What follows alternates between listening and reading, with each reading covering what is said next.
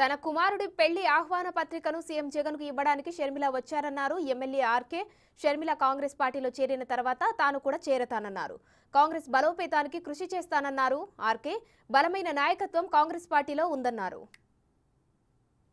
షర్మిలమ్మ గారు రేపు జగన్ పోతా ఉన్న సంగతి మనందరికీ తెలిసిందే. ఢిల్లీలో ఆమె ఆంధ్రప్రదేశ్ వచ్చిన తర్వాత మరి ఆంధ్రప్రదేశ్ నుంచి ప్రతినిధిగా ఉన్న నేను ఆంధ్రప్రదేశ్లో చేరాలని చెప్పి నేను వ్యక్తిగతంగా అనుకున్నాను కాబట్టి నేను వెళ్ళట్లేదమ్మా ఢిల్లీ.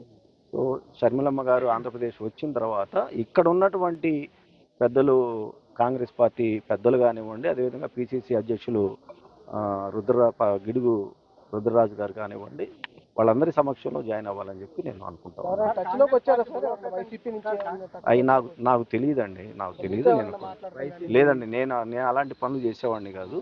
ఎవరైనా సరే కాంగ్రెస్ పార్టీలోకి వస్తామనంటే కాంగ్రెస్ స్వాగతిస్తూ ఉంది కాబట్టి ఎవరు వచ్చినా కూడా కాంగ్రెస్ పార్టీ వాళ్ళని స్వాగతిస్తుందని చెప్పి నేను భావిస్తాను. జగన్మోహన్ రెడ్డి గారు ఏ రోజైతే కాంగ్రెస్ పార్టీ నుంచి బయటకు వచ్చారో ఆ రోజునే జగన్మోహన్ రెడ్డి గారి వెంట నడవటం జరిగింది.